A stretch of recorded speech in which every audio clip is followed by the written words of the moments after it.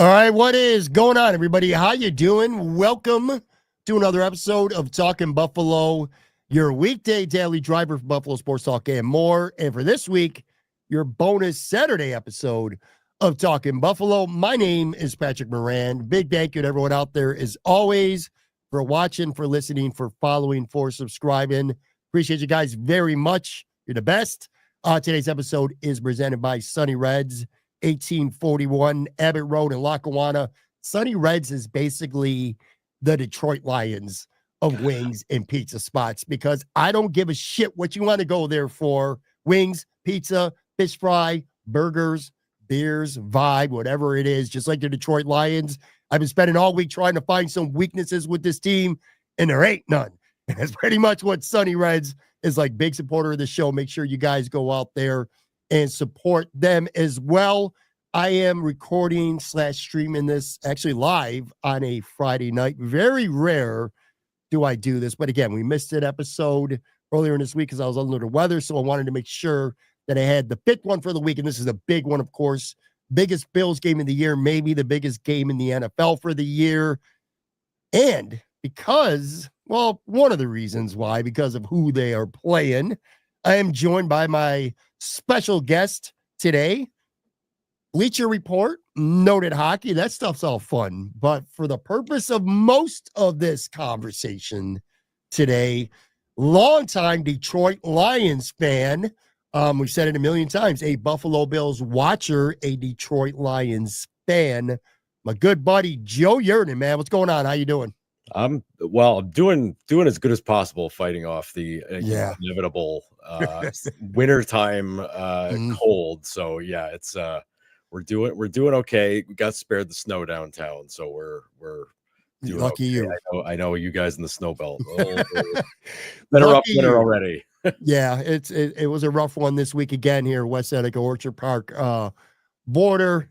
Knew it was coming though. Too nice. The November was too nice. You knew the shit was coming in December. So I want to set this up for people. Obviously, Joe covers the Sabres full time, and I've been going on so many Sabre rants of late, whether it's on social media, whether it's on this show, as a fan, because that's all I am when it comes to the Sabres, a fan.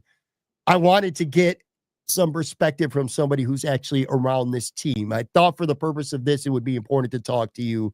Because, again, you're at the press conferences. You're at that rink every day. You're in the locker room. I feel like maybe you got your finger on the pulse enough that you'll be able to hopefully articulate some of what is going on with this hockey team right now. But we're going to save that. I know there's a lot of Bills fans here, so I'm letting you know ahead of time. We'll save that for the back part of the show. Joe and I are both Yankee fans. Some things going on with the Yanks. I'd like to spend a few minutes at the end talking about that as well. But I want to get cooking right away because, again, this might be the game of the year. And, Joe, I'll tell you, I was going back at the history of this podcast and my history with having you on the show. And it goes all the way back to episode 40, which was like in 2018. You're on like once or twice in like 2019.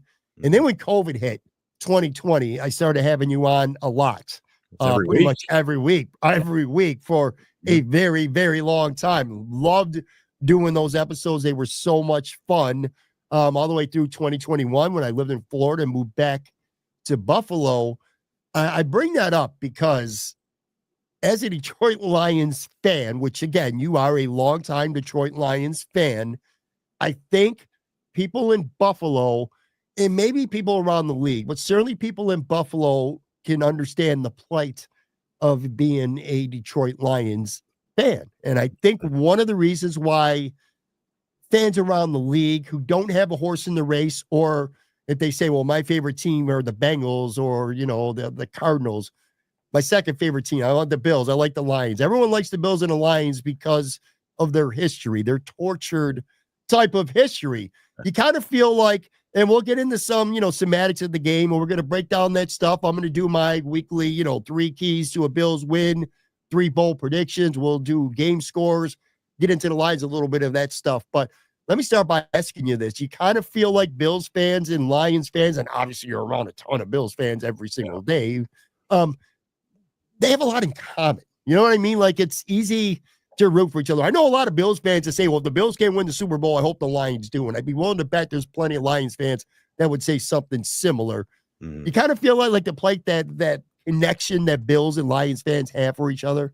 Yeah, I think there's a funny thing that goes around on Buffalo sports Twitter. I don't know if it's caught on with some of the other Rust Belt cities, but there's like a Great Lakes supremacy kind of thing that goes on. Teams from around the lake, although I don't know that Cleveland quite gets the same love. They're in a weird spot, but Sure. But when it comes to Detroit, I mean, Detroit's harmless because they're in the other conference. They're not a rival. So it's easy to be like, hey, good for them. Hope they do okay. But like this week, it's been funny reading takes from some of my friends and whatnot, and having them being like, all right, been nice long enough, time to be mean this week. And I'm like, okay, all right.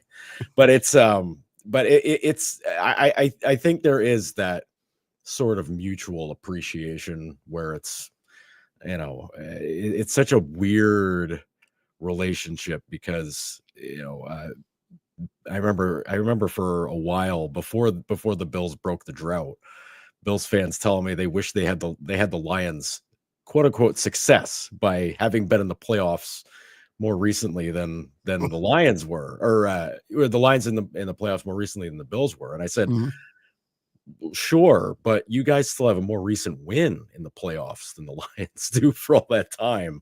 And they're like, wait, what? I go, yeah, guys, you were in like 3 more Super Bowls after the last time they won a playoff game. So there was that part of it where I was like, listen, you can be jealous of making the playoffs, but it doesn't mean a damn thing if you get in, you get your ass beat in. Sure. Or, you have Sean Payton and Greg Williams call a bounty on Matthew Stafford for a playoff game, and that's everybody's just kind of like, well, that's the Lions. What are you gonna do? It's tough breaks for them. Meanwhile, Stafford was like trying to save his skin the whole game, but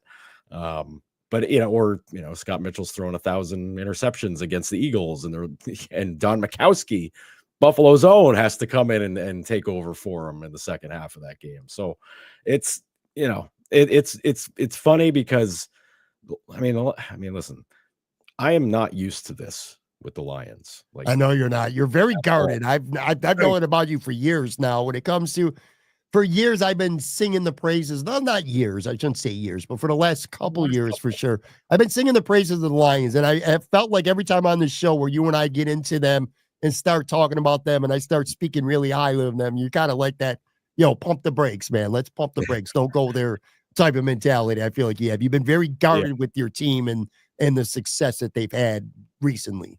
Well, I mean, geez, it's not even 5 years ago. I was like, this friggin' team, throw them in the ocean, just dump them there, let them live there forever. They can be the Atlantis Lions and never be heard from again. Nobody will miss them. They'll be talked about and be like, hey, remember the team was around in Detroit? They had like a couple of really good players and they chased them off. Yeah, I don't know. I don't really remember them too well. So, well, they're gone now. So like that's the sort of relationship I had with them. It's like, you love a team, but it's also like, geez, they don't give me anything. Like they're stupid. They were run like morons. The old man owner, William Clayford, was so out of touch with everything, and every bamboozling boob that came along that talked enough of a game would end up being the GM. And you're like, hey, is this like what? Come on, man. Like, just figure it out already, guys. And even now, like you watch if you watch the Barry Sanders, I know you watched it on Amazon, the Barry documentary. Yeah. And you're seeing Barry talking about like, they were talking about getting Joe Montana and the Niners let him go. And the GM said, nah, isn't he a little old? Like, okay. Then the next year they say, hey, War Moon wants to come play here. Nah, he's definitely too old. Like, cool. We got Scott Mitchell though. It's fine. Everything will be great. It's stuff like that where you look back on it, you're like, Jesus, idiots, just absolute idiots. Like, what? Like, why do I care? What made me care about this? It was Barry. Barry's the reason why I got into the team. Yeah. And it's easy to get hooked in, man. Like you watch that dude play, you're instantly a fan of him, and then 100% by proxy, I end up being a Lions fan. But it's very difficult to accept that this team is extremely good, And this goes back to 2 years ago when they made that great second half run. They started awful. They were like 1-7 to start the year or something.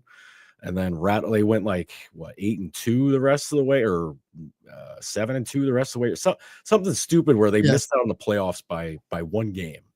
Yeah, I remember that. I remember Seattle beat them out, and it came down to them losing to Seattle early in the season. That was the tiebreaker. Yeah. So, and it was just, everybody was like, oh man, playoffs would be way more fun if Detroit made it. And Seattle had a terrible ass playoff game. They looked like crap. And everybody's like, well, geez, it's been better if the Lions were in. And I'm like, well, yeah, I mean, they probably still lost, but it would have been fun watching them lose.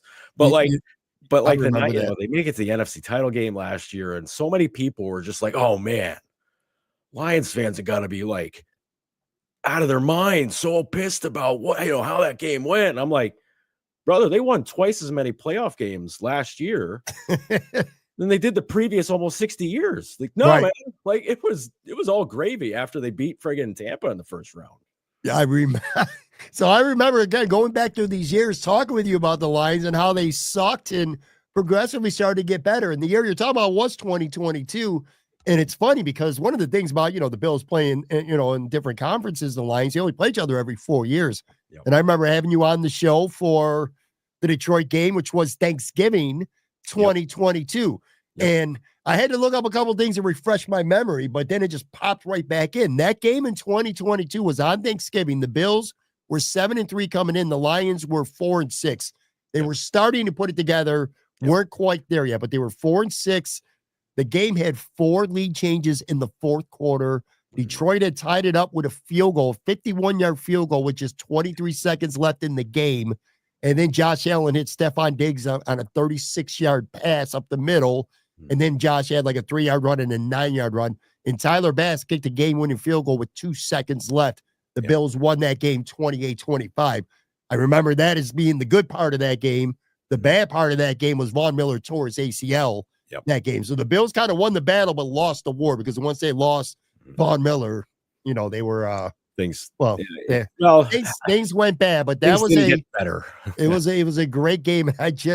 I remember talking to you about that, and you're right, man. Detroit made it all the way to the end of the season, just nearly missed the playoffs, and they've just been on a trajectory since then. Like I said, Joe, to me, this is probably the NFL, not just Bills, this is the NFL game of the year right now. This is the game that everybody wants to see. This is possibly a Super Bowl preview too. And again, I know a lot of fans want that, but I will tell you one thing. Reality, this game to me is actually, I know a lot of Bills fans don't want to hear this because the Bills want to win. It's important. They just got stomped defensively, at least last week. They need to win. They want to prove themselves on a big stage. You got Nance, you got Romo. But here's the deal, Joe. Detroit has got a 1-game lead on Minnesota, who's right on them.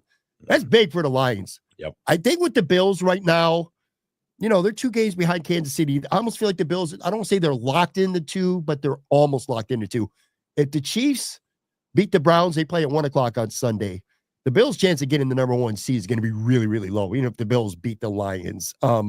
And with the Pittsburgh Bills schedules, I think even if the Bills lose this game, I still think the Bills are in really good shape to get to 2. So ultimately, while it's fun, when it comes to the standings and you and I have a conversation 4 weeks from now, this game might not mean as much to the Bills as it does to the Lions, who, again, got the Vikings right on the trail. So I know this is a big game for you guys. Well, it's not just them, but the Eagles are 11-2 as well. Sure. So you lose, and if Minnesota wins, then you're tied. They've got a game still to play against each other.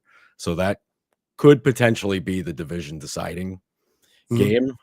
If they end up tied there, winner takes a 1-game lead with it's the last game of the season.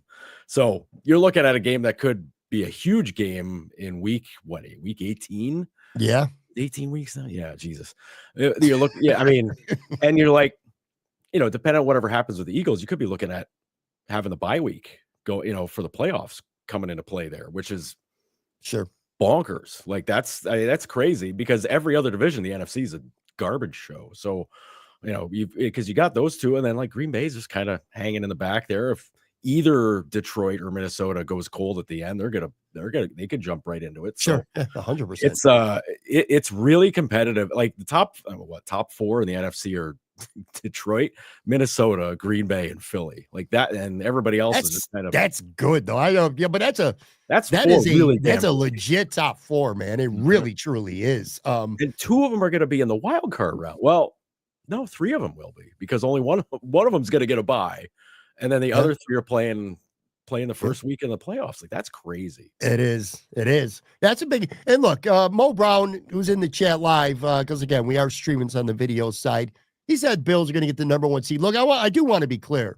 It's not over for the Bills getting the number 1 seed. No. And Cleveland at home can certainly beat the Browns. I mean, can beat the Chiefs. And if they do, and then the Bills do beat Detroit, the Bills are right back there. So I absolutely, it's not over. I'm just saying, at the end of the day, I feel like Detroit's got a better. They got a better chance of getting the number 1 seed right now because they're there than the Buffalo Bills. One little side note here, a bit of concern if you're a Bills fan is Detroit is, they have extra rest. They haven't played. They're going to have 10 days rest for this game. The Bills played out west last week. The weather has sucked here in Orchard Park, at least anyway. They had to practice or cancel practice on Thursday. That sucks. So a little bit of an advantage, Lions here. But I'm going to give you a hot take, Joe. Okay. I'll give you a little bit of a hot take. Okay. I don't think it's that hot of a take. So typically when I do the show, I'll talk about the other team and I run through how good or bad they are. And I'm going to do that in a minute. But before that, I go through these stats. I go through these numbers. I look at this roster.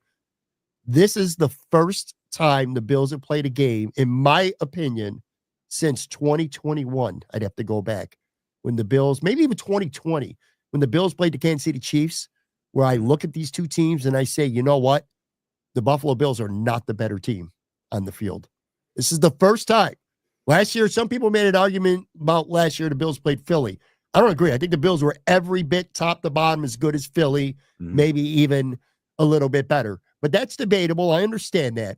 But I think going back to when the Chiefs, when they had Tyreek Hill and they stopped the Bills in the 2020, AFC Championship game, I think the Chiefs, I expected it. I didn't expect the Bills to beat the Chiefs in that game. I have expected the Bills to win every single game since that game in 2020 until this week. And the Bills are a great team. Real clear here. They're very capable of winning. We'll have predictions in a little bit. But this is the first time I look at a team and I say the Bills are not the better football team, at least on paper. Detroit's got almost everything, dude. They're coaching, everything. And they only got 1 loss this year. They won 11 in a row, man. I mean, this is a deep, ridiculously good football team. It's okay to say that. We're talking more than 30 years of being a fan of this team. So, and they've been dog water awful for 98% of that. That's not totally true. There was that handful of years in the early 90s where they were good. They won the division the 1 year, but then, they helped make Brett Favre become a thing because they couldn't guard Sterling Sharp for some friggin' reason in the playoffs and, things like that. But they were awful for so long, even when they've had great players, I had Stafford and Johnson for years and they made the playoffs, but they never won. And, they had lots of fatal flaws, so many different flaws with the team. It was just well, they could get there. They ain't going anywhere if they get there. But this time around, they're a team that took the lesson of making it as far as they did last year. And they took the offseason to make sure, okay, here are the areas that we were poor in. We're not going to be bad in those areas again. And they've done that the last couple of years with the offseason. GM Brad Holmes has done a fantastic job with them by being a serious executive about this and giving a crap about building a good team and giving a crap about the city and all that stuff. But you watch them play the Niners in that game last year, and the safety play was so god awful. Whoa. Sorry. Oh, I got the wrong button. I hit the wrong button. Okay. Go ahead. My bad. No, it's about last year. Yeah. No, you watch that safety play last year. It was so bad. And, what was that? The big play to Deebo Samuel gets him down to one. They just picked that guy apart. I forget his name. It should be burned into my memory. Pointless. Forget him. But it was such an issue. They were like, all right, well, we address corners, and then, CJ, Gardner, what's his nuts, showed up, acted like a crazy person, and took off again, went back to Philly, which, hey, works for him. But they addressed all these issues in the secondary. And I still think the secondary is a problem, but it's light years better than it was last year. And, and they've had a lot of injuries on defense, and they've found ways to just kind of cover it up. Same as the Bills. Bills had so many injuries, so many guys getting banged up, and another guy comes in and it's like, hey, all right, great. Like, they just signed 3 dudes off a pile, last week to get them in a game, including Jamal Adams, which I was like, dude's alive. He played like 9 snaps too, man. Yeah. Right. Like, so it's like they're just, pulling guys off the heap and saying like, all right, man, you're in. You're no practice squad for you, pal. Get in the game. And these guys are working out. Like, it's I don't know. I think that has more to do with Campbell than anything else. Campbell and Aaron Glenn and those guys on the D side. Offensively, I mean, Jesus, everybody is going to be chasing after Ben Johnson until he decides he wants to be a head coach. He's so good. He's so good that he is in a unique opportunity where he could dictate where he wants to go. Like most OCs, especially if they've never been a head coach and they want to be a first-time head coach, they're going to take whatever job they can get. Ben Johnson's already turned down offers, and I'm sure he will more. I'm glad you said the GM, because first and foremost, give you another take here. This one might be hotter than the first one. You're a Yankees fan. Remember the start. Now, Detroit had not won shit yet. Right now, they're just a really talented team that's got a good record. All right, the Yankees won 4 World Series over the course of, 5-6 years. Yep. But that team, the Yankees, the big bad empire, that team was built from within. That was a homegrown team primarily, and then they got complementary parts through trades and some free agents. And you look at this Detroit Lions team, and first and foremost, they're great. Now, Jared Goff was a straight football trade. That was not a big name, a big free agent signing. They gave up probably the better player to get him, okay? But you look at the guys. 2 or 3 first-round picks out of it. Yeah, exactly, man. So, I'm talking, Jameson Williams, Jahmyr Gibbs, Penny Sewell, who might be the best offensive lineman. Forget just right tackle. He might be the best offensive lineman in the NFL. That's how good he is. They draft Hutchinson. Brian Branch has been amazing. Campbell. McNeil's been a great, I think he was a 2nd-round pick. That dude has been a beast at defensive tackle. Laporta in the 2nd round. This team is just drafted out of their minds good over the last few years, and it's a big reason why they're so good. And then they go get the complementary players and free agents to really round up this team. They remind me a lot of the Yankees in that regard. With this team, I'll tell you, they're elite. I looked it up, man. Every metric I could possibly find. They're metrically elite. They passed the eye test. Their record, again, they're the best record in the NFL right now. It just, I'm almost at a loss. They won 11 games in a row. They lost in week 2 against Tampa, and they've won all these games in a row. And I looked at who they beat. I'm like, well, you know what?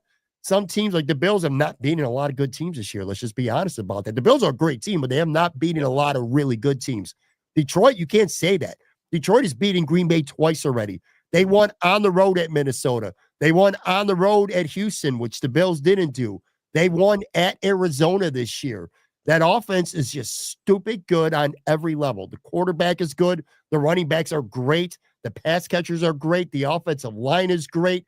I could sit here and bore you and everyone else with EPA and advanced metrics and DVOA and all that stuff, but I feel like you've already heard it this week. If you care about this team, this game, you already know.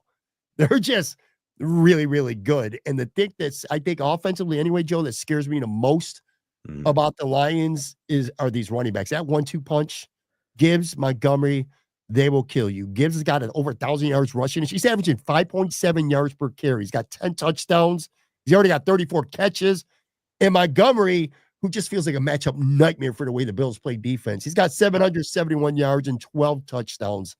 That is like legit thunder and lightning. Again, we could talk about St. Brown and Williams and Laporta and Goff and all these other guys, but holy shit, man, those running backs, it does not feel like a good matchup for the Bills' run defense, man. Not at all, dude.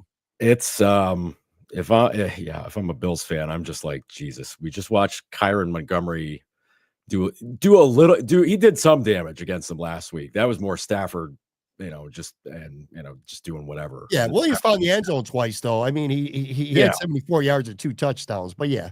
But, you see him go off. We saw Jonathan Taylor. Well, I mean, he had the one big run. He was, still had a lot of yards that game. Any other big back this year is Henry killed him. Yeah. Geez, I mean, if his teams did better than the Bills, you'd have the Wikipedia entries of who owns the Buffalo Bills. Oh, it's Derrick Henry, that dumb shit.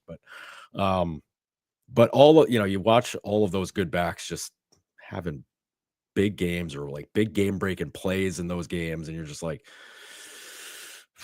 boy, what are they going to do against a team that likes to run? Which, fortunately for the Bills, it's not a running league. Well, Dan Campbell doubling down and being like, no, we're going to play some old school football with a lot of new school stuff mixed in, and that dude loves running the ball. Like, they're balanced. They're 50-50. They run. I looked it up. They run the ball as much as they throw the ball. They're 50-50. They are a perfectly balanced offense. It's crazy. It's freak show stuff with like having a modern NFL team doing this, where it's, you get some teams that'll decide, like any team with Derrick Henry, it's just kind of like, well, I guess that guy's going to get the ball like 65, 70% of the time. And then you're like, well, they're a running team. Detroit, it's like, all right, well, if you want to double down on Gibbs and Montgomery and try to make sure they can't run the ball, well, then you got Goff finding St. Brown and Porta and all these guys all over the field, and then suddenly he's got 300 yards passing. And you're like, wait a minute, I thought it was a running team. What the shit's going on here? And it's, by that point you're down by 20 and you're fighting to get back in the game.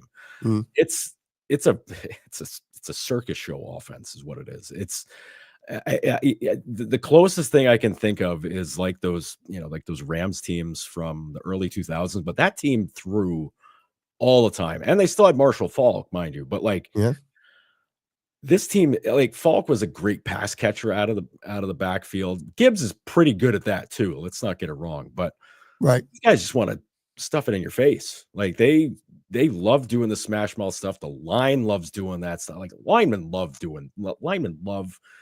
getting out and just smashing guys in the face. And they're so good at it. I mean, again, Penny Sewell might be the best tackle in football. They got an incredible center too. He's one of the top 2 or 3. Frank Ragnow, he's one of the best centers in the NFL too. Top 2, top 3 for sure. Been around a long time too, man. And I think Decker's back this week too. So it's just an offense.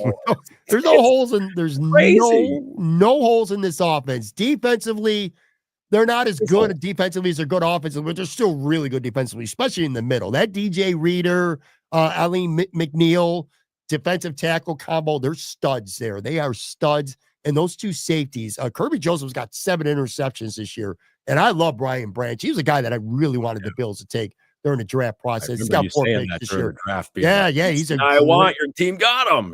He is an amazing player. I'm jealous of their safety tandem is arguably the best in the NFL right now. Their defensive tackles are really good. Arian Arnold grows up, like that dude's gonna be really good. He's a rookie, but like Carlton Davis the third is fine. He's okay at corner. I would say Detroit might have statistically, metrically, if you look at this defense, you're like, man, I got to find something to expose.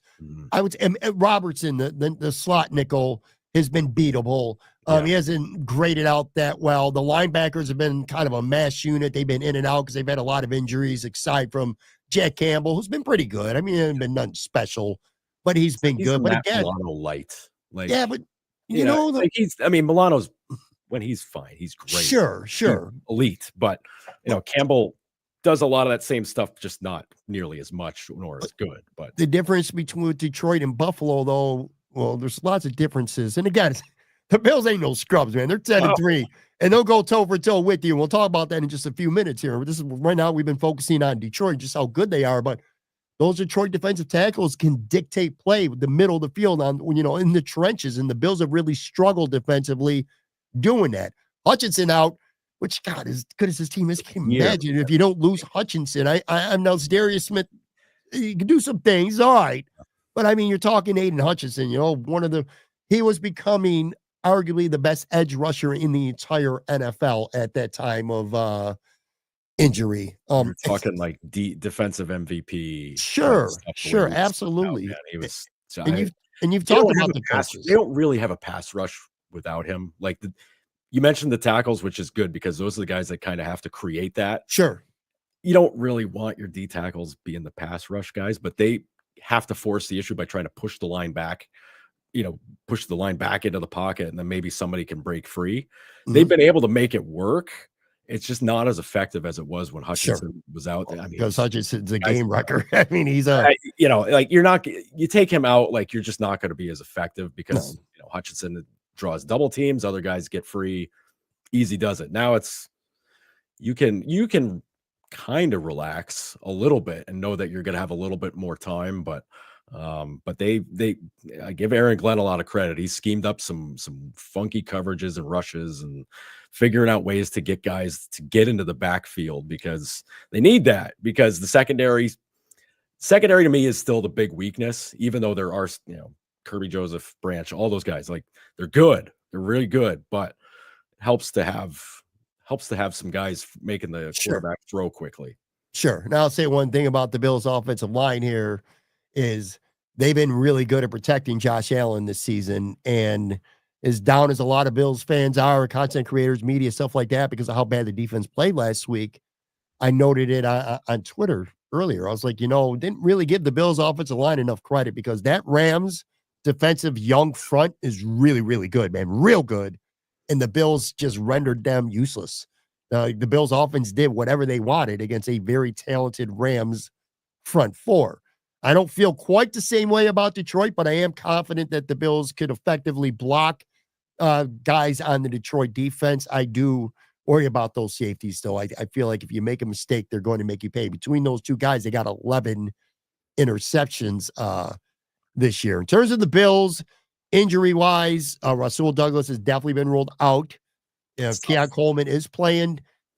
It's unofficial, but I hear that Dalton Kincaid is definitely going to play on Sunday. The safeties, Rapp and Hamlin, I don't know enough about them. They're listed as questionable. Just take that for what it's worth right now. But anyway, here's what I do. I'll take a real quick break, come back on the other side, Joe. And I got 3 keys, and there's more than 3, but I'm going to highlight 3 keys where I think the Bills could still, which, by the way, making this sound like, the Bills are trying to be this big Cinderella story. The Bills are 1.5-point underdogs here. I'm just not used to, again, it's been a while, dude. I am not used to a game where I don't think the Bills on paper are the better team. But anyway, real quick break on the video side, literally 3 seconds, come back, and we're going to hit on some Bills keys.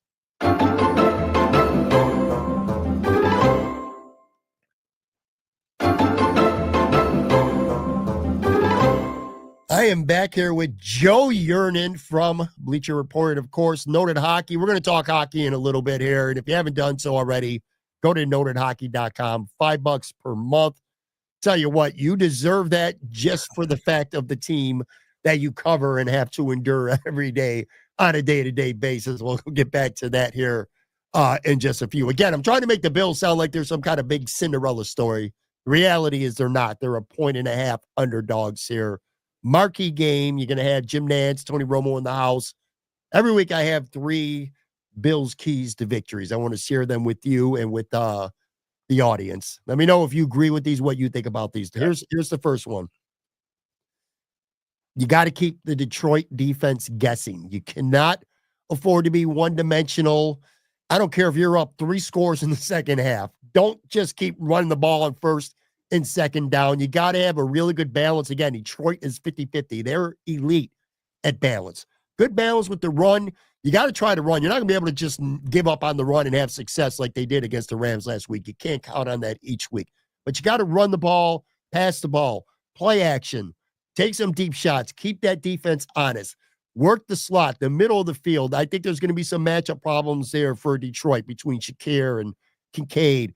James Cook maybe coming out of the backfield. You got to stay out of those 2nd and 9 and 3rd and 8s, long distances where Detroit can really pin their ears back and get after you and do some things. The Bills are not going to win this football game, folks, if the offense doesn't have a good day. I mean, that's pretty obvious. So you agree with that? To me, I think number one, you kind of got to keep the defense on their toes, which the Bills have done really well for the most part this season. But you got to do that in Detroit. Keep the defense guessing. Yeah, no, that's a good thing because the defense, like I've said, defense, even though the numbers, fancy stats, all that stuff are really good for them, there are weaknesses, and I see them because I'm a psycho. So any little slip up, I'm like, geez, here we go again. Yeah, crap. You do the same. Like I know Bills fans do the the same thing with the Bills. I watch games with like a handful of Bills fans, and it's the same thing. And I'm like, yeah, man, I hear you. I know. I get how it goes. But here you go again. Yep.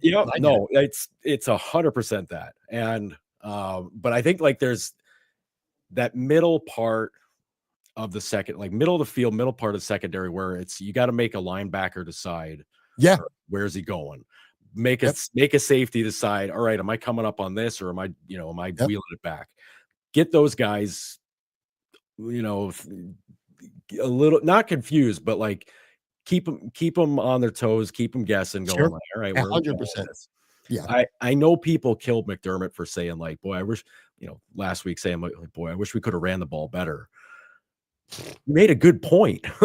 To me, he made a good point because the offense was just like was on and off the field really quick. Yes, and just got wore the hell out.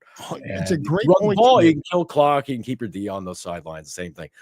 I think both teams in this game are going to try to do the exact same thing. You know what? Neither team wants to deal with the other team's offense at all. So if you can run, you just made a great point. You just made a really, really great point because you're right.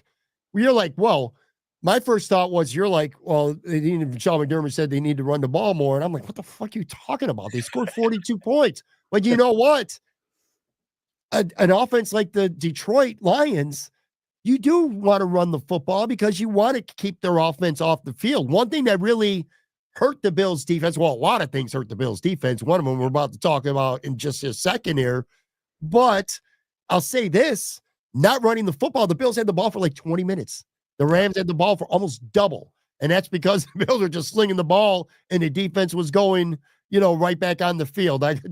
Joe from Queens is up in the chat. I'm going to save him, though, for a little bit. One of his dumb questions. But anyway, yeah, that's a great point that you make. And that's what I was talking about. Keeping them on their toes, being balanced. Joe Brady's got to be in his bag, 100%. The second key I got, and this one's not like, I'm not uncovering any mysteries here, but that Bills defensive line needs to take a long-ass look in the mirror and pass the gut check test because they were humiliated last week by the Rams. They couldn't do a fucking thing, and it was ugly as hell. Ed Oliver has to play like a star. Not Star Latulele. He needs to play like a star football player, which he's not doing with any consistency whatsoever. This would be a really good time for DaQuan Jones to have his best game of the season. That dude could be a dog, but I have not seen him be a dog anywhere near enough. Groot has been really good this year, but he's also feasted on some pretty lousy tackles and quarterbacks. Well, guess what? You're going to be seeing Penny Sewell a lot lined up next to you. It don't get no better than him. So Groot and Von Miller's got to be good. AJ Epinesa, these guys got to find a way. And I don't care if it's Penny Sewell in front of them or whoever it is, they got to find a way. The depth guys, Dwayne Carter, Austin Johnson, Hill, he's hurt if he plays. They all got to be at their best. This defensive line, like I said, they got to look themselves in the mirror because if they play like they did against the Rams, they have no chance. I don't care if the offense is playing well or not. You got to make some stops. Detroit's got too many damn weapons. And if you don't get pressure up front, if you're not winning in the trenches, if you're not setting the edge defensively, the Lions are going to eat your ass apart, man. So to me, again, sounds basic, but it's true. Big gut check time for the Bills defensive line. It was stunning watching them not get to Stafford the entire game. Like they chased him out of the pocket a couple times. I'm like, well, that dude can't run. So I know they can get to him, and they didn't. He was still able to make plays. He's able to throw the ball away a couple of times. And that to me it's a bad sign. It's a real bad sign. And I love Stafford. Some people expect me to hate him. Not a chance, man. That dude is a baller. He friggin' rules. He was amazing. I mean, he's so good. Even when I the Bills hated did, that he's the Rams, man. he was vintage Stafford on Sunday. I've said it a couple times. I'll say it again here. Even when the Bills did have the right matchup and they played good defense, he would just make a perfect throw, or Puka Nacua would just, catch the ball on the sidelines or cup, and it was just, they were just unstoppable on that day. It's such a week-to-week league. They go out the next week and they can't score a freaking touchdown against the decimated San Francisco 49ers. But yeah, man, this defensive line, they're better than that. And Sean McDermott spoke of, being more physical this week. And I've seen him, I'm not going to say he called out Ed Oliver, or that Bobby Babbage called out Ed Oliver, but sort of did. And I've heard other people on other shows this week starting to talk about, they're coming around and thinking that Ed Oliver is not good enough and he needs to be better. So defensive line, especially defensive tackle, and Ed Oliver specifically, along with Groot, they're 2-star defensive tackle and edge guys. They just got to be better. And then here's my last key. Well, there's a lot of keys, but this is just the last one I'll end with. Sean McDermott's got to go. He's got to take a page from Dan Campbell. You got to go kind of like riverboat gamble mode. And I know you might listen, well, what? He's got to be in gambling I want to see where you mode. go with this. Unless it's again, with the risk, maybe I have too much respect for the Detroit Lions offense, or not enough respect for the Bills front four. I don't know what it may be. Maybe a combination of both. But unless it's blatantly obvious, I ain't punting. If it's 4th and 2 and I'm on my own 18-yard line, I ain't punting. By the way, Dan Campbell ain't punting either. All right, if it's 4th and 1, 4th and 2, it don't matter where the football is, where it is on the field, or what the score is, unless you're protecting a 3-score lead with 5 minutes left in the game. If I'm Sean McDermott and it's 4th and relatively manageable, I ain't punting. I don't care about what the situation is. Defensively, I mean, Bobby Babbage is the coordinator, but don't nobody think that Sean McDermott ain't got his hands in the cookie jar, kind of dictating what kind of style they're going to play on this game. Defensively, you got Bobby Babbage blitzing. You're bringing guys up. And because if you stay in that base nickel that they play, that base ass 4 defensive linemen, 2 linebackers, Teron Johnson, you're going to get cooked. You're going to get eaten alive. Detroit is just too good. You got to take chances. You got to blitz.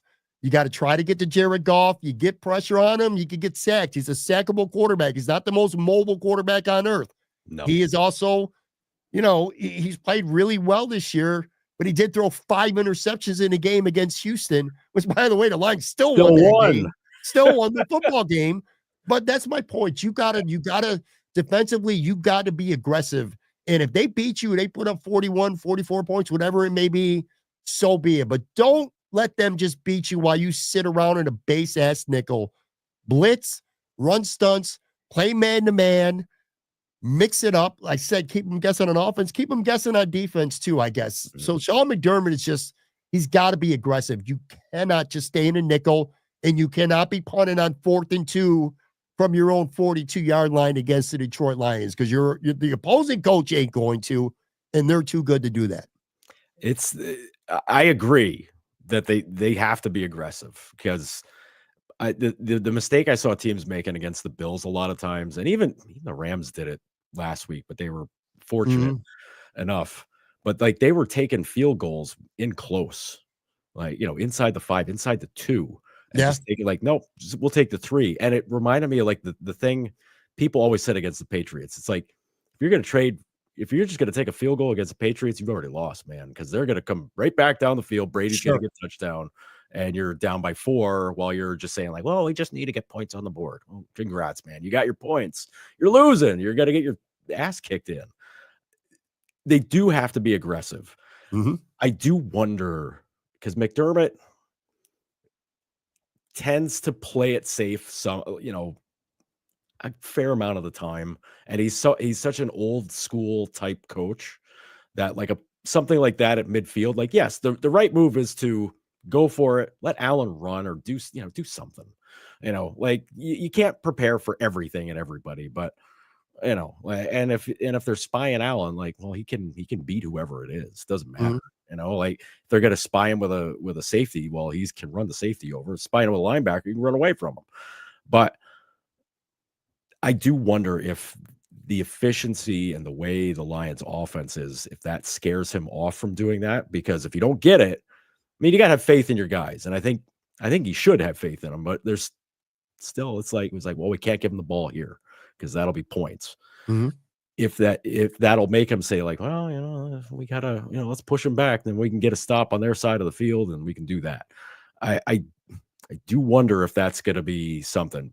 The thing I worry about for the Bills is that they're going to know Detroit's going to do some wacky psycho nonsense stuff. Like they're going to trick plays, Sure. going forward on fourth down from, their own 30, stuff like that. They've done it for years, and they just do this dumb stuff all the time, which Fun to watch, though. it's super fun.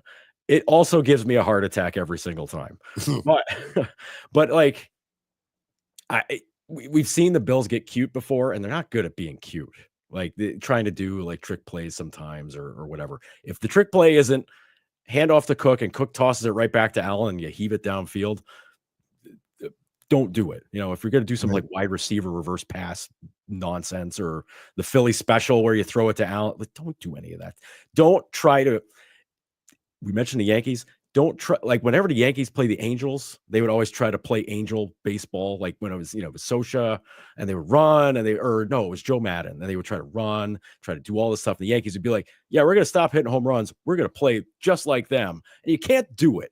You can't do it the same way. And the other team would beat you with the way that they play because you guys are trying to copy them. Don't try to go, try to do, match it up like, oh, well, they just did like a three toss flea flicker with the left tackle throwing a pass. Like, don't do that. Don't try to match that and say, yeah, well, we're going to do a fumble Rooski and the center's going to take it into the end zone. And then he's going to lateral back to Allen, who's going to fly through the air and score a touchdown. No, don't try to keep up with a circus act, but Well, sure. You can't try to do the same things. There's a difference between being like, if you're going to be risky, do it like the smart heads up. Sure. Way to do it. Don't try to be like, oh, these guys are doing these psycho circus plays. Well, we got one of our own. We'll show you. And then it's that's intercepted by the water boy, and he's taken into the end zone. Sure, I agree, but that's I agree with that. But I'm saying be aggressive. I'm not saying be reckless and out of your mind. Oh no, I agree. I'm just saying like if they get caught up in that, like, well, we'll show them, and then I will. So look, when it comes to the defense, if anything good comes. Hopefully when you lose a game, you learn and you don't repeat the same mistakes. And what I feel like the Bills defense is built, and it's not going to change too much most of the time, but they're going to give up yards. And they're saying over the course of a long drive, we're going to make one nice defensive play. We're going to put you in a second or third and long. You're going to draw a penalty. Best case, you might turn the ball over. Things are going to happen. You score, you get in the scoring red zone, you're not going to score. We'll hold you to 3. Our quarterback's going to get a 7. That's been the mindset and the philosophy of the Bills defense. However, what we saw last week with the Rams, they had 6 touchdown drives of 65 yards or more. They're finishing, and the Bills' red zone defense has just not been good enough. I'm just saying you can't just sit there in a base nickel the whole game and expect to be able to have a lot of success against Detroit. So, again, my 3 keys. Offensively, you got to keep Detroit's defense on their toes, guessing.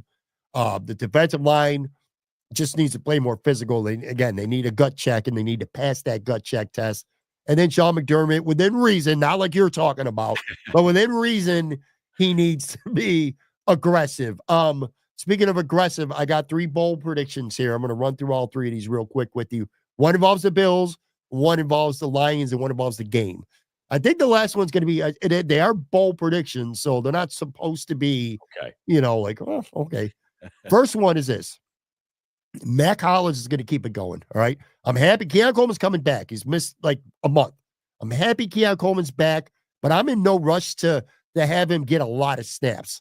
Mac Hollins has been playing his ass off over the last month, and now that he's not trying, they don't want him to be the number 1 receiver, which was a disaster in Houston. Mac Hollins has been really effective.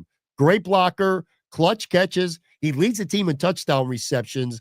it wouldn't surprise me, nor would it piss me off to see Mac like outsnap Keon Coleman and maybe significantly as well. So I'm calling for another Hollins impact game. I'm not going to say he's going to score a touchdown, but he's going to be a big factor in this game. So that's good for the Bills. Here's what's not good for the Bills.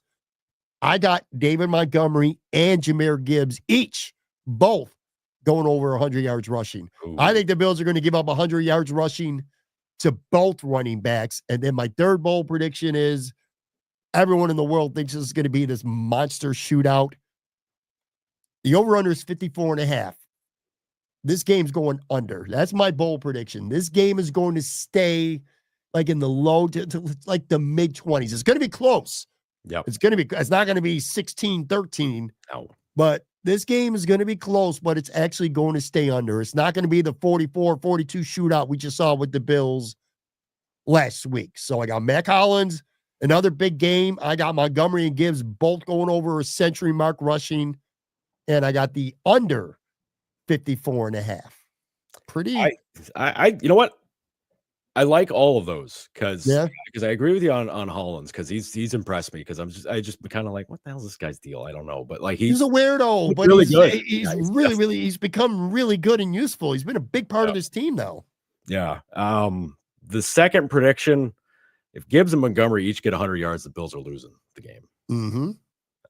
Because the last time I remember seeing two guys get 100 yards was the infamous Saints game where Tyrod got benched after that game, and it became Peterman time the next game, and then almost cost them breaking the playoff drought. Yeah, that's right. Yeah, that's Peterman right. had that was the opening. And I love getting Bills fans going about that because I'm like, I don't know, maybe if the defense didn't give up 9,000 yards rushing that day.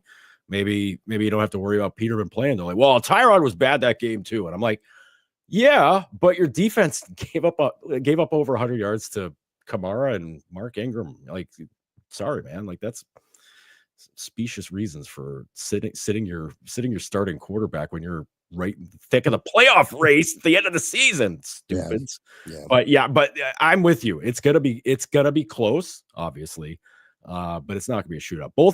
Both these coaches are extremely good at preparing, and they're, granted, there's a ton of tape to watch on both, for both coaches on both teams, and trying to prepare for everything is really hard. Both these guys are going to be like, all right, we can't show our ass in this game. And they're both going to, I don't know about being careful because Campbell's never really like careful. Like he's not really a guy that goes super conservative with play calls, and we know McDermott can be, but I think considering the matchup in this game, I think it's going to be played a lot tighter to the vest. I'm with you. I think under 54.5, I think it's a pretty good bet. Well, let's go here. And I want to put one quick comment too. John Sanders said since 1989, the average score of a team scoring 40 plus points the previous week is 24.1 points. All right. Well, take that for what it's worth. I'm not fact checking. If he says it, you can assume that it's true. Let's go here before we wrap up with a little bit of Sabres talk here. Prediction time. So we agreed on a lot of stuff, not on everything, but now it's time where, and I'm going to let you go first. I want you to give me a final, give me the winner and give me a final score. And then I got one after you.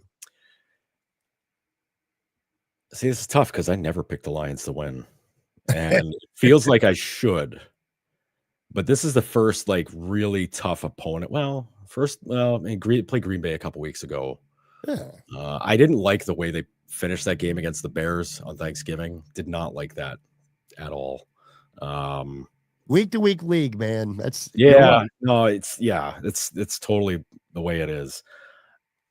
I think the Bills edge this one out. I think it's going to be like 27-24, something like that. Okay. I think 27-24 will be close. And because I don't know. The conspiracy theorist in my mind says the NFL would love to have that NFC Central race be really tight and go all the way to the last game of the season. Throw that game on NBC Sunday night and decide who gets the first week off. But all right, so you got 27. I think Buffalo 27-24. Buffalo 27, Detroit 24. Here's one really, I guess this is a hot take. This is going to be the first of two times these teams play, because this is, at this point in the season, this is my Super Bowl prediction. I think the Bills and the Lions are going to be in the Super Bowl. Now, this is funny because you are the Detroit Lions fan and you picked the Buffalo Bills. I am a Buffalo Bills content creator, and I am picking the Detroit Lions to win this football game. I want to be clear, though, and I know I always hedge my bets. I get accused of that shit all the time. Would not shock me. Are the Bills capable of winning this game? Well, you bet your ass they are 100%. They got the MVP of the NFL this year. I think he's the best player in the NFL right now. The Bills 100% can win this football game. But I do think the Bills cannot stop the run. I think the problem with a lot of the Bills' opponents this year is they have not remained committed enough against the run. In the case last week against the Rams didn't really need to run much, but what they did do was run successful early, which forced the Bills to kind of change some things up, and then the Rams passing game just picked them apart. I think this game is going to be a lot of yards, a lot of sustained drives, which is why I kind of said this game's going to go under. I can see the Rams. I got them running for a ton of yards, settling for field goals a couple times. Conversely, I think the Bills' offense is going to struggle at times, but they're going to have some success. They're going to move the ball, but they might not be great in the red zone either. I got Detroit 27, Buffalo 20. Ooh. 27-20, Detroit Lions will get their 12th victory. For the record, this is the third time this season I've picked against the Bills. What were the others? I have not picked against them since week 4. I picked against them in week 2 when they played Miami on a short week in Miami, and the Bills won. And I picked Baltimore in week 4, and the Ravens took them to the woodshed in that game. So for the third time this year, I'm going to pick against the Bills in the first of what will be 2 meetings between these two teams. That's just, I should have known that's the way it was going to go down. You were going to pick the Bills. Yeah. I was going to pick the Lions. We're sandbagging each other is what we are 100% sandbagging each other.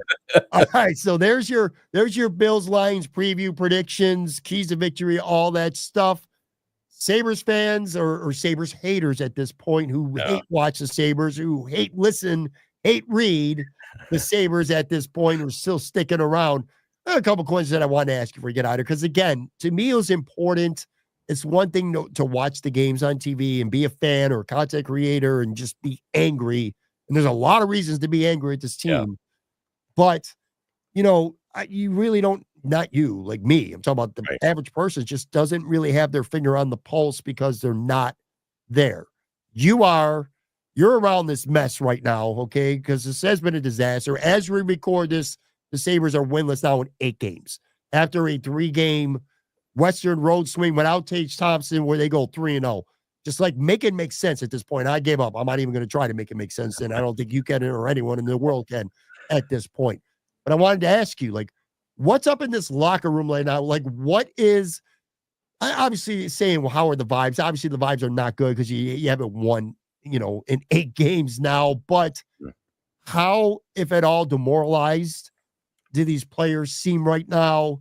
And do you think Lindy Ruff is surprised at this season, the way it's playing out, and maybe even a little surprised at this roster, how it's playing out with some of these guys that have struggled and, being around? Now he's the coach. He's around these guys. We saw some of what they lacked last season, and maybe Lindy thought he could fix a lot of things, and I'm certainly not blaming him at all. Do you just think he's surprised right now by the caliber of roster that he's coaching? Let's start there. The vibe I get from Lindy after some of these games is one of a coach that's just kind of, I don't want to use like a hyper, like a lot of hyperbole here, because that doesn't do any good. This is a very sensitive situation right now. Sure. With this, with everybody, the players are really frustrated. The guys that aren't playing a lot of minutes, or like Jack Quinn's case, been scratched the last few games. They're not happy. Like, he's scratched the last 4 games. They lost all 4 of them, and he's kind of like, hey, no, maybe put me back in, coach. How about me? Sure.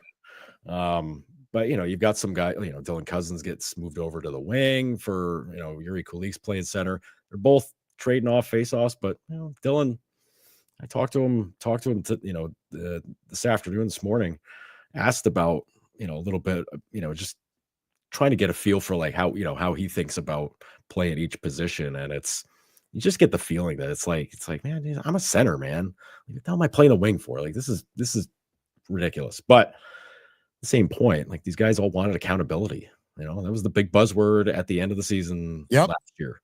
We want accountability. We want a coach who holds their feet to the fire. We want, all this. And Lindy's been really patient with, with a lot of the mistakes, a lot of this, that, everything that we've seen these first 27, 28 games, whatever it is. Seen a lot of stuff where it's like, boy, old Lindy wouldn't tolerate that at all. Well, new Lindy is old Lindy. It's just he's still getting to know these guys, and he wants to know what he's dealing with here. And seeing them after these games, and they're losses, so everybody's a little bit, everybody's a little tight, everybody's a little bit, pissed off about everything. But with Lindy, I get the feeling that he's coaching some very talented players that haven't been coached very well in a lot of like other areas. Like, just a lot of it's kind of basic stuff, honestly. We've seen some of the mistakes, and a lot of it is just kind of like, man, what the hell's, what am I working with here? Like, these guys have immense talent, yet we're making like a lot of simple mistakes. There's a lot of like easy things that aren't happening. There was the one game where I forget which game it was now. Forgive me. They run together a little bit. Plus, it's been a long homestand, and 5 games in 9 days. That's busy. But after one of the games, Jason Zucker was saying, just couldn't, had trouble executing. We couldn't do this, that, or the other thing. And I go, and I don't know if it was too blunt of a question or what, but I go, well, what causes that to happen? What causes you not to be able to execute? Like, you guys are practicing every day. These guys are young, but they're, they played hundreds of games. And he goes, you know what? I don't know how to answer that for you right now. I just, I don't know what to tell you. And I'm like, okay, all right. That's tough. That's, it's fair. Like, that's a fair answer, because I mean, he's a new guy. So like, why should, he's got 20 games of experience with these guys. Why should he knows what ails them immediately? Like that? It's tough, but I could tell Lindy is just like, these guys, it's just got to get through their heads. You got to play this way. You got to do these things this way. And you got to be better at passing. You got to be able to not read the plays wrong. You got to be able to hit the friggin' net with a shot. Like, just these are like almost, it's not quite hockey 101, but it's. What about the power play? Couple years of college, What about the power play? It's been, for the most part, pathetic. And also, one of the criticisms I see a lot from some media, but also bloggers, fans, whatever it may be, people who follow and care about this team, Lindy Ruff not picking his own staff when he got this job.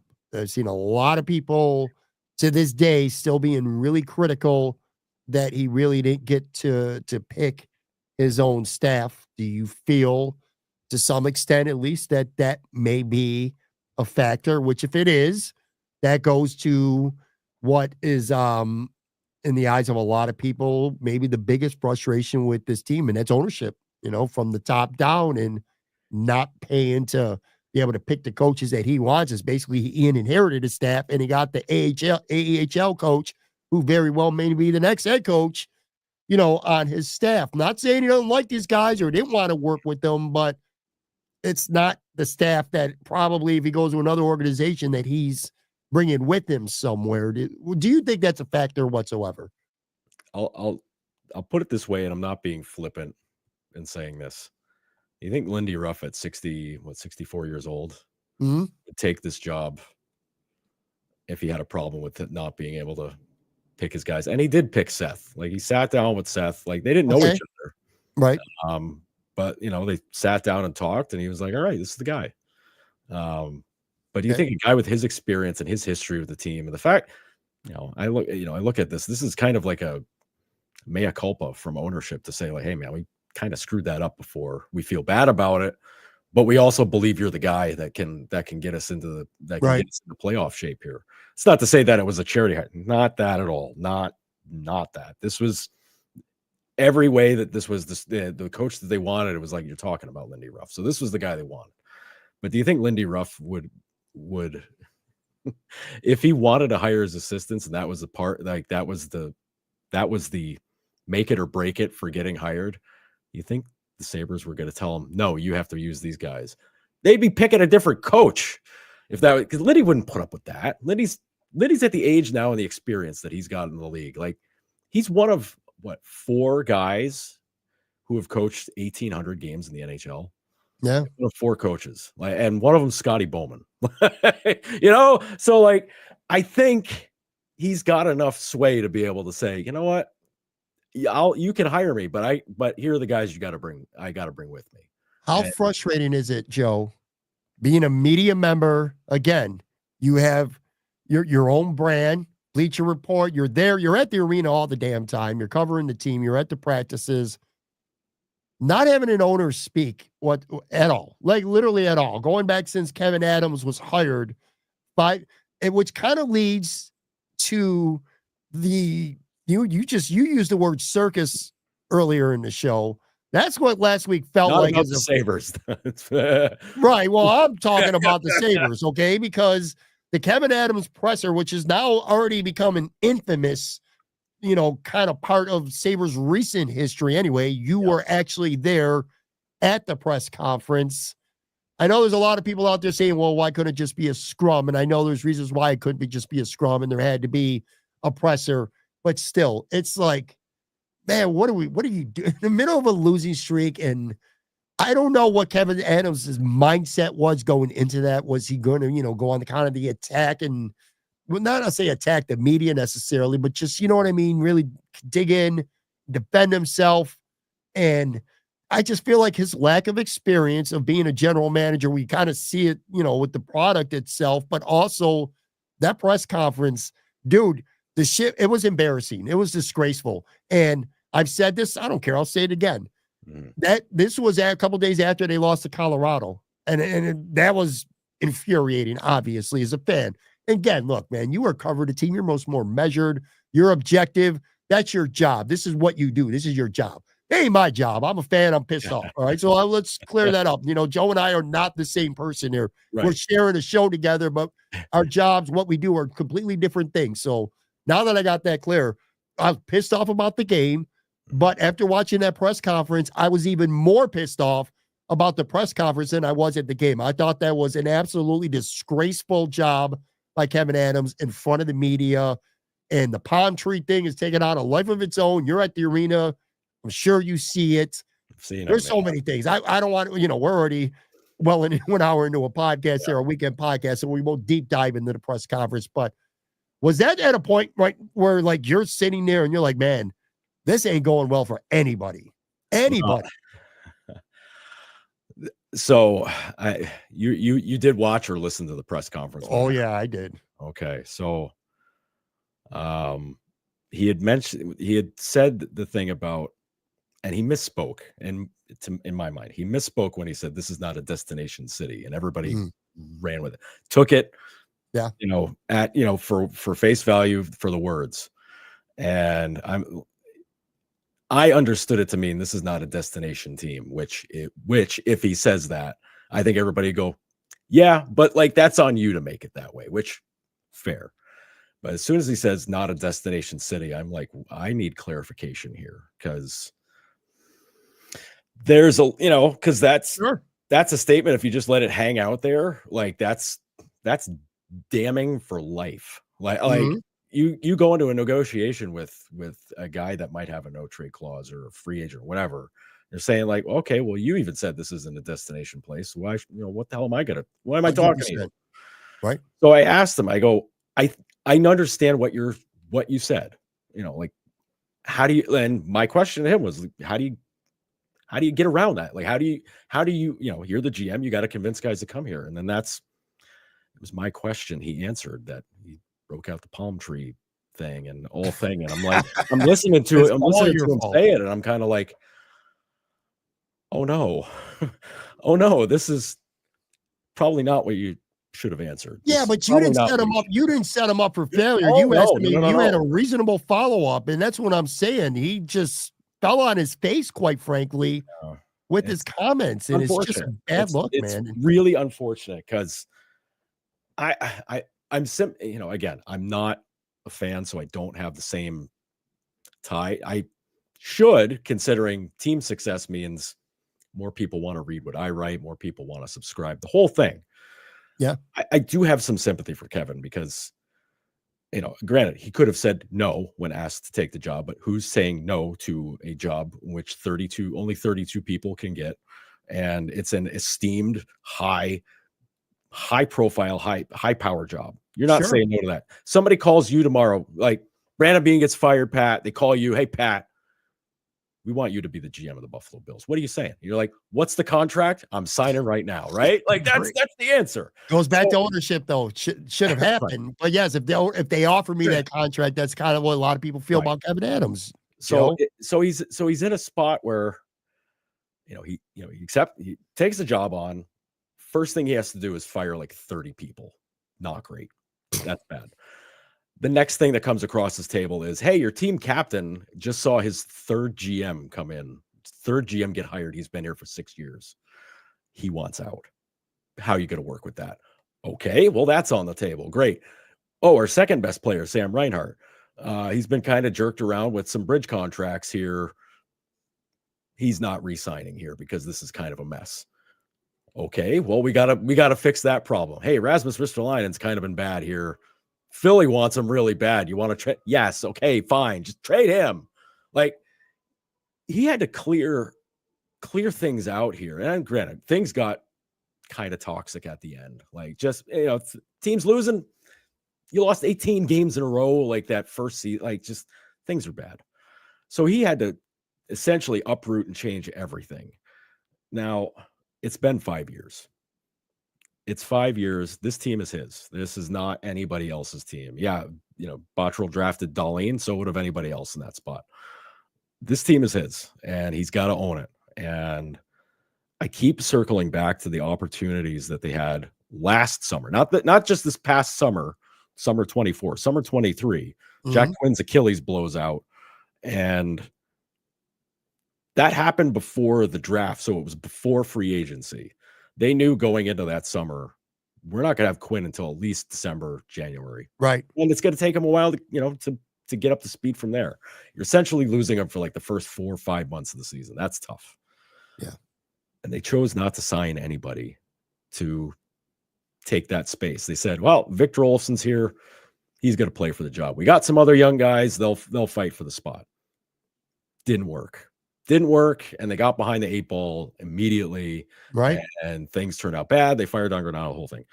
This summer, you buy out Skinner. You don't spend any of that money that you freed up to get some kind of veteran help. Got Jason Zucker, great signing.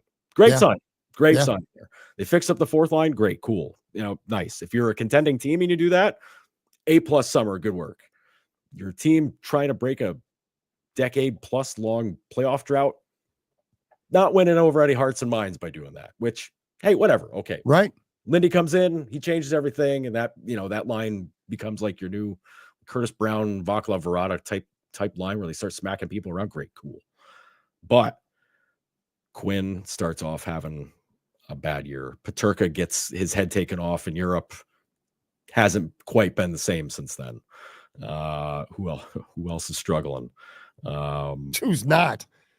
Darlene gets hurt 5 minutes into the start of training camp. Yeah. It's messed him up since then. 100%. Because it was the back issue then. So that and trying to carry the team on his back for the entire season, it'll wear you out. Power's been really good at times, and then the mistakes are really high profile. High profile, so people hate him. And he doesn't hit anybody. It's never been ever since he was friggin' 14, he's never hit anybody. The guy does other stuff. Like, that's fine. Right. And the only areas that crossed over that were good were Luukkonen. And Levi struggled, so like whatever. He's in Rochester. He's playing phenomenal in Rochester. Great, cool. goaltending for the first time in 15 years. You don't have to worry about. So it's a lot, but like the areas where they are weak right now and the areas that needed addressing needed to be addressed over the summer. Like they re-signed Yoki Haru. He's been bad. He's had a bad year. Byro's been great. Power's been good. Dahlin's been very good. He's hurt. Samuelson was bad before he got hurt. We'll see how it plays out with him back now. I think a healthy him is good. Clifton, whatever. He's the number 6 defenseman. Fine. Gilbert, he's the 7th defenseman. Bison, same thing. Like just whatever with that. With everybody else, it's just kind of like, boy, what are you going to do? And like people are like, well, call up the kids from Rochester. Those guys are a year or two away. People want Hellenius here. No, man. He's 18. Like, just you don't need this team to get younger and have less experience right now. Say call up Rosane. Maybe not. Call up Ostlund. No, he'll get murdered in the NHL right now. Like, so let those guys develop. That's the whole point of them. Just let them develop, take the time, do whatever. But they needed another veteran or two, honestly, to really help this team adapt to Lindy, because older guys can adapt better, adapt quicker, because they're just kind of like, all right, yeah, we've been around the bend. Young guys get in their heads. Young guys start thinking like, oh no, coach hates me. Oh no, and you start struggling, you start fighting it, and then you're in a slump for 10 games. How many guys have we seen slumping so hard this year? Quinn, Peterka, Cousins, they're all like, and it's not because they play poorly, because it's just like they're stressed out like crazy trying to play better. And I know that sounds like excuse making on my part, but that's the truth of it. Think of where you were when you were 22, 23 years old. Like imagine being 22 or 23 playing on the Sabres with the blacked out a lot. Freaking fed up. Right.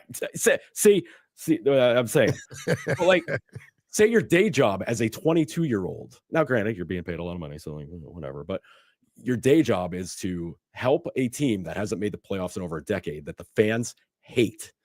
They hate the management. They hate the ownership. They hate all this stuff.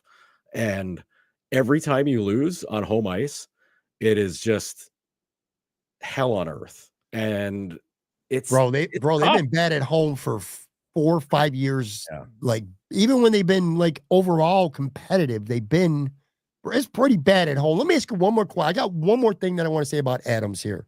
Mm-hmm.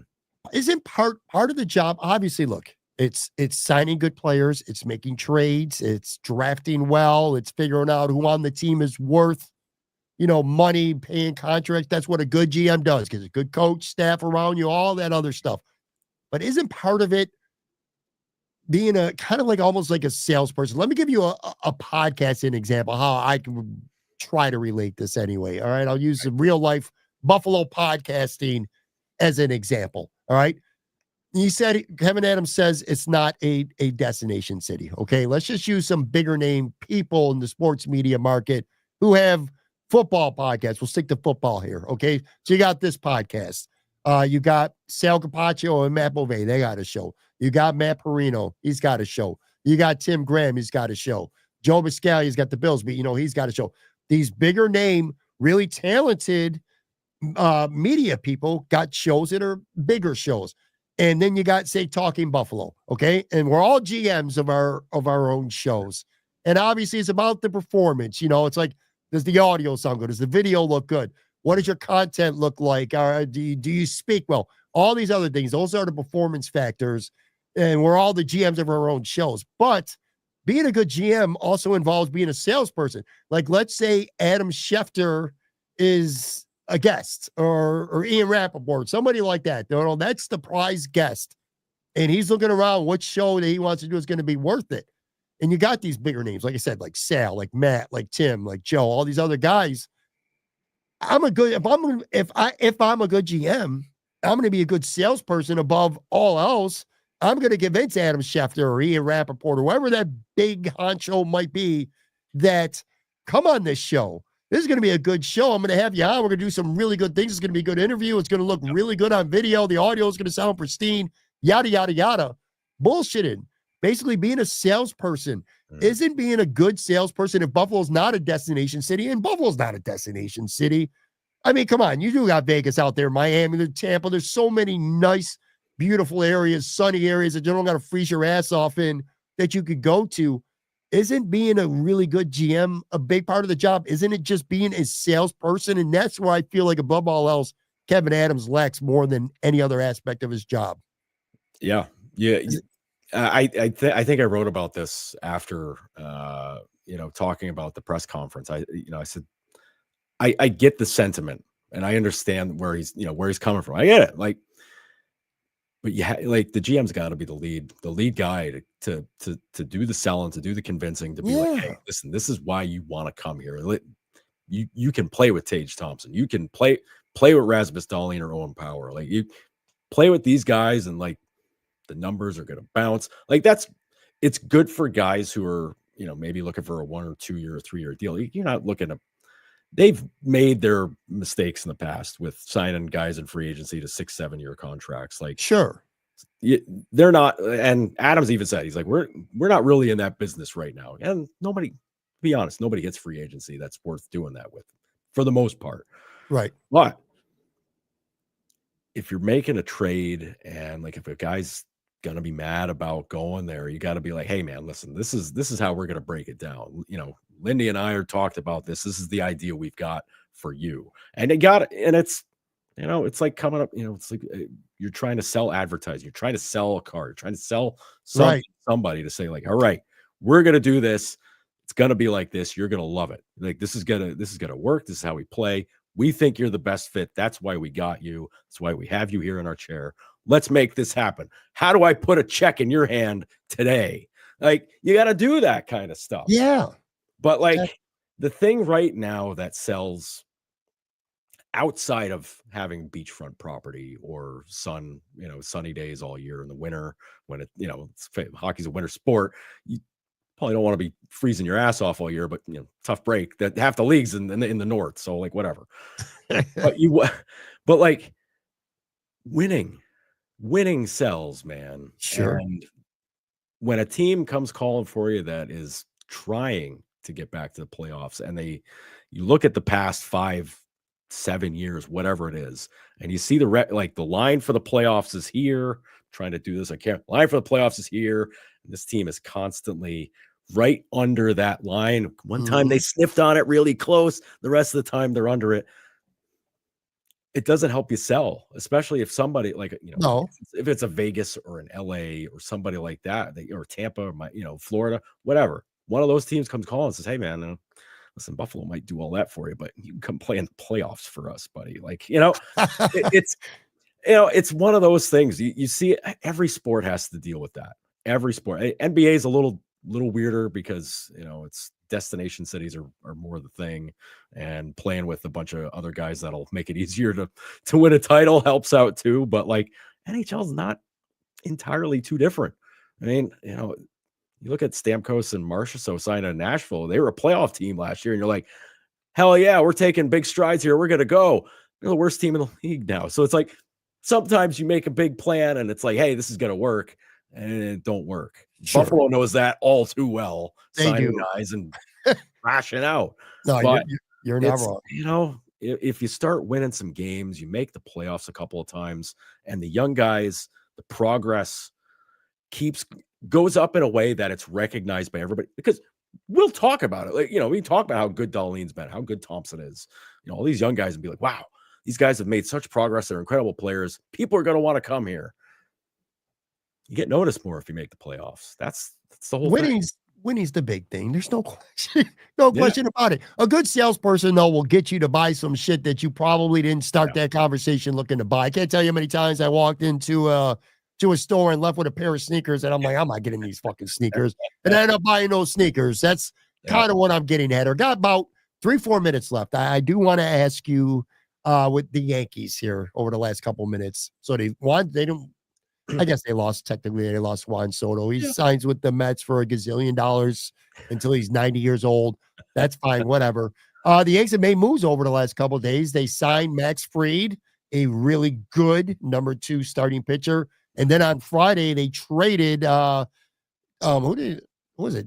They traded Cortez. Nestor, and Yep, and a prospect, and they got Devin Williams, a really good, one of the best closers in the game. So now there's no more guessing. Luke Weaver, Holmes, however, going to leverage it. You know who your closer is going to be right now. I'm going to assume they're not done, but real quick here over the last couple of minutes, your thoughts on Soto going to the Mets and the Yankees kind of pivoting, at least for now anyway, and saying, all right, well, we're going to improve with our arms. What are your thoughts with the Yanks there?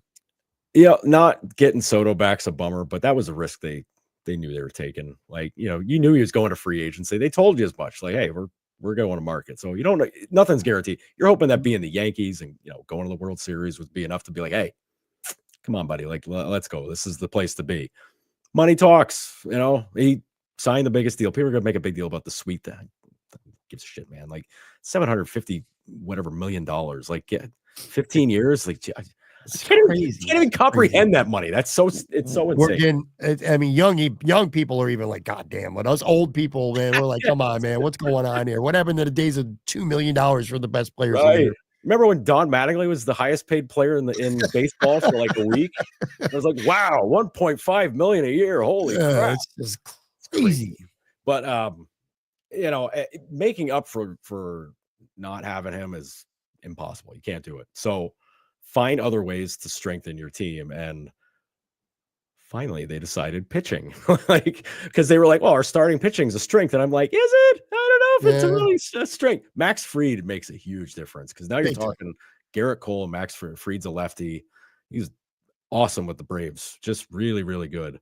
So I love that number 2. Yeah, super good number 2. And Cole, Jesus, Cole was so damn good. I mean, knocked around the playoff, whatever. The Dodgers team was awesome. They were really damn good. Williams as a closer is really surprising, and that deal, I'd make that deal. That was a baseball trade, because they exchanged. I mean, they paid a little bit of money to Milwaukee to retain some salary, but that was their salaries are both even, and they're both free agents after this season. That felt like a baseball trade to me. They're like, all right, so you lose Soto. Let's see what they do, because now so far they've signed Fried, which they probably don't if they retain Soto. So let's still see. They still got like maybe a first baseman like Walker or Alonso, somebody like that. If they can still do that and maybe get another bat besides that, then at that point I'm good with. I love Soto. He's a great player. I don't love him. I shouldn't say that. I didn't love him, but he's an amazing player. I'll give him that. Well, I guess it's a little early to see how, to talk about how we got to see how it plays out, but I kind of like them pivoting there, man. I'm a fan of them getting better pitching. I'm glad they didn't wait a long time to make up for it. Just kind of stew on it and let these other teams take care, start making moves. Like, I was kind of hoping they were going to go for Kyle Tucker, make a trade with Houston there.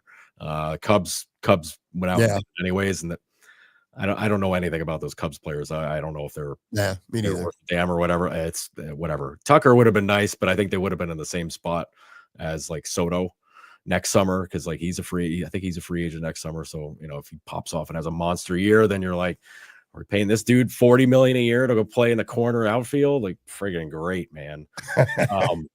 But I'm really curious how they're going to address second base now, because maybe they circle back with Glaber, bring him back. I know some fans would hate the shit out of that. I thought he was really good at the end of the year. The fielding's whatever, but they could put Jazz to second base and maybe target a third baseman too. That's at least it's a possibility anyway. Yeah, at least Jazz is flexible, so play him out. Yeah, I mean, they're not going to want him in the outfield, but second or third, fine, whatever.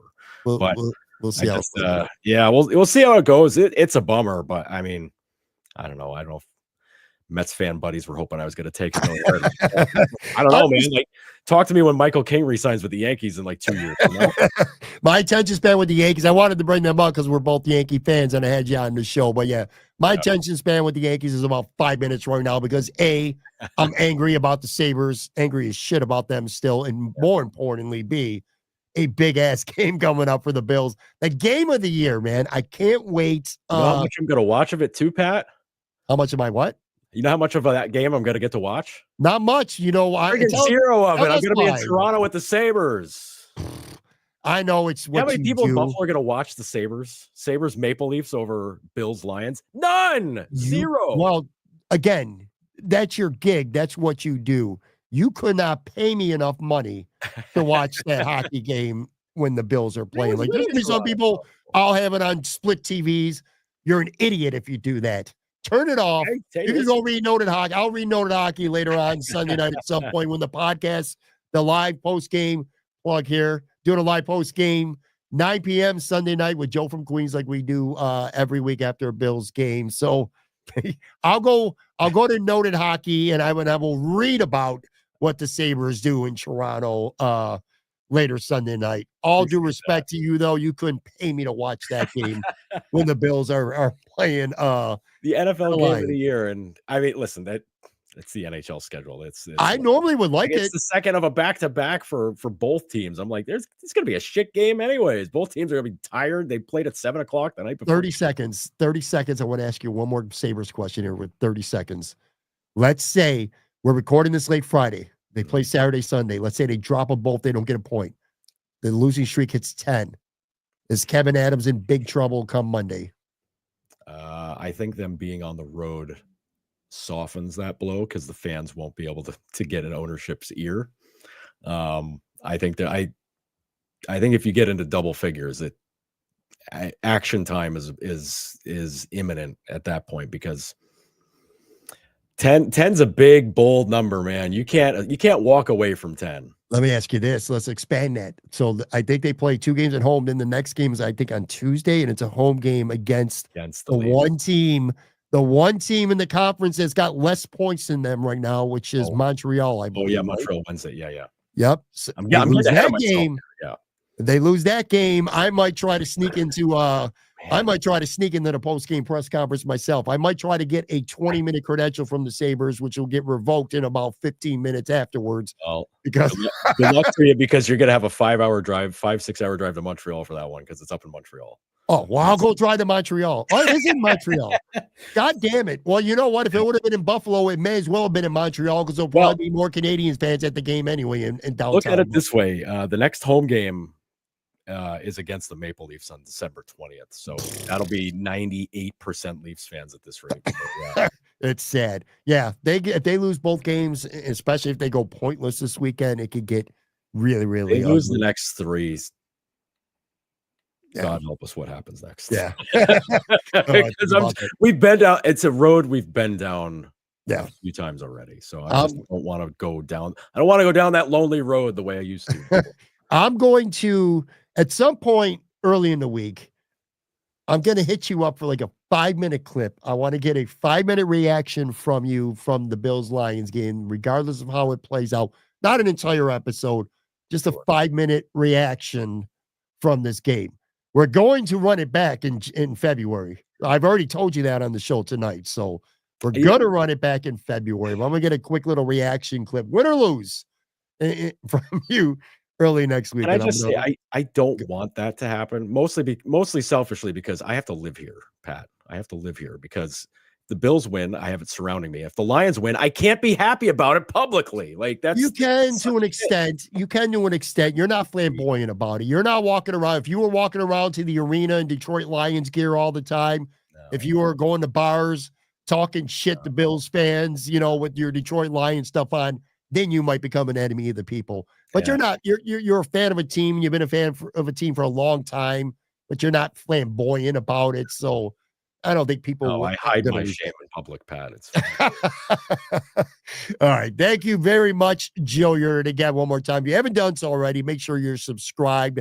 Go to notedhockey.com, man. Just $5 per month. I say this jokingly, but I'm also being serious. I almost feel like people should be paying you just to have to deal with the misery of being around this team. And I know a lot of people, it's a passion. You love hockey, right? I get all that, man. I'm just mostly joking, but still, man, it's you do great work in all seriousness there. Good luck to you, man, on Sunday. I truly mean that. I am hoping for a fun, entertaining game. I want the Bills to win. I picked the Bills to lose. Conversely, you want the Lions to win, but you picked the Bills to win. So I did.